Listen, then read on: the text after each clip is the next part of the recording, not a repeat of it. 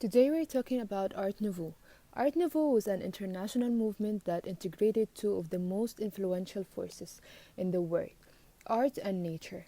This revolutionary style was seen in paintings, sculptures, architecture, ceramics, and furniture around the world. As Art Nouveau spread to various countries, its definition and ideologies adapted to its surrounding culture. There were some significant events that happened during the Art Nouveau movement. The Great Exhibition was one of the events. It is an international exhibition that took place in Hyde Park, London, from May 1st to October 15th in 1851. It was the first in a series of World's Fair exhibitions of culture and industry that became popular in the 19th century. The other event is the first Impressionist exhibition that was held in Paris. The first Impressionist exhibition took place from April 15th to May 15th in 1874.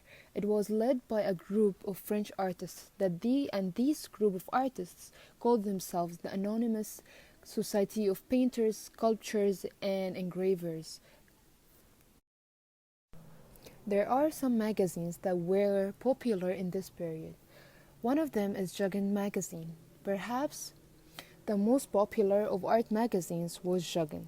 It is best known today for its particular role in popularizing Art Nouveau in Germany. As the style spread from France to Germany, it was given the name Jugendstil, which means in the style of Juggin, after the magazine, which first introduced it to the Munich public.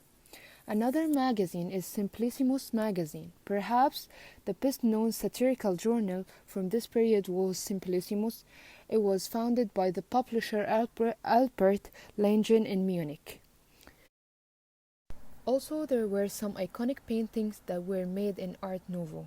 Art Nouveau artists drew inspirations from natural elements, such as flowers or insects. They also used curves, asymmetrical forms, and intense colors were other common motifs of the movement. One of these iconic paintings is Portrait of Adele Bloch-Bauer. It was a painting by Gustav Klimt. It was completed between 1903 and 1907. It was also called The Lady in Gold or The Woman in Gold. The portrait was commissioned by the sitter's husband. He is a Jewish banker and sugar producer. The other iconic painting is Death and Life. Death and Life is also a painting by Gustav Klimt. Klimt makes of it a modern dance of death. He introduces a note of hope and reconciliation, and instead of feeling threatened by the figure of death, his human beings seem to disregard it. One of the main architects of Art Nouveau was Victor Horta. Victor Horta was a Belgian architect and designer and one of the founders of the Art Nouveau movement. His Hotel Tassel in Brussels, that was built from 1892 to 1893, is often considered the first Art Nouveau house. One of the Art Nouveau buildings which was designed by Victor Horta is Horta Museum. The Horta Museum is a museum dedicated to the life and work of Belgian Art Nouveau architect Victor Horta and his time. It was built in 1898. The museum is housed in Horta's former house and workshop, Mason and Atelier Horta, in Brussels. The Horta Museum is typical of Art Nouveau design. It is in its open plan, use of interior iron and glass, diffusion of light, and its curved line inspired by the natural world. The interior decoration and design of the Horta Museum has largely been retained, the mosaics, stained glass, and wall decorations forming a harmonious and elegant whole down to the last detail. Another remarkable and unique architect is Antoni Gaudi. Architect Antoni Gaudi was born in Catalonia on the Mediterranean coast of Spain on June 25, 1852. He showed an early interest in architecture and went to study in Barcelona, Spain's most modern city at the time. After his studies were interrupted by military service, Gaudi graduated from the Provenical School of Architecture in 1878. Although Art Nouveau had many followers and patrons, few reached the fame of distinction of Antoni Gaudí. In the mid 1800s, Gaudí came to represent Barcelona's interpretation of Art Nouveau, modernism. modernism. His sensational architect with striking detail what made Gaudí unique. His flawless use of nature, design highly influenced by religion and modernity. Gaudí's work elevated Art Nouveau to one of the most notable movements in the art history.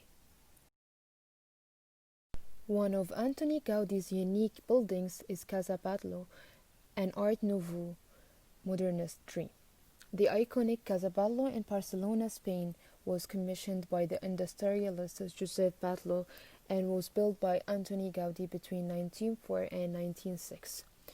He explored his interest in flowing shapes, patterns, and colors in the Casa Batlló. The inspiring imagination of Antoni Gaudí undoubtedly reveals itself in one of his most poetic and artistic designs for a building. His synthesis of animal shapes, vine-like curves, hints of bones and skeletons, and his use of lustrous colored bites of glazed ceramic and glass created a masterpiece that will forever astonish its observers. The front facade reveals striking textures, colors, and imagery that work together to conjure thoughts of fairy tales and phantasmal dreams. The interior of Casa Batlló is perhaps even more detailed and designed, a continuation of the sinuous, flowing walls and edges as well as color manipulation and incredible varying of the scale. The interior is just as alive as it appears from the street. The nobly spine lines the staircase through flowing wall forms of scale-like surfaces. The winding and twisting exhibition in the decorative features of doors, frames, peepholes, moldings, and screens are all interpretations of the natural forms that inspired Gaudí's Art Nouveau style. There were some quotes that were said in Art Nouveau. Some of these quotes were said by architects, artists, and even writers. Some of these quotes are, one of them is, "Nothing is art if it does not come from nature." Another one is, "Those who look for the laws of nature as a support for their new works collaborate with the Creator." These couple of quotes were said by the architect Antoni Gaudí. Another quote were said by the Swiss artist H.R. Giger, "I like elegance, I like Art Nouveau. A stretched line or curve, these things are very much in the foreground of my work." Another quote that was said by R.J. O'Rourke, an American political satirist and journalist. He said, "Art Nouveau got its inspiration from nature. The Pohos got its inspiration from engineering." The last quote were said by the American writer Susan Sontag. She said, "Art Nouveau appeal of smoking, manufacture your own Noma spirit. I'm alive, I'm decorative." And last but not least, we're gonna hear a music clip from the Art Nouveau movement, and it's called Art Nouveau.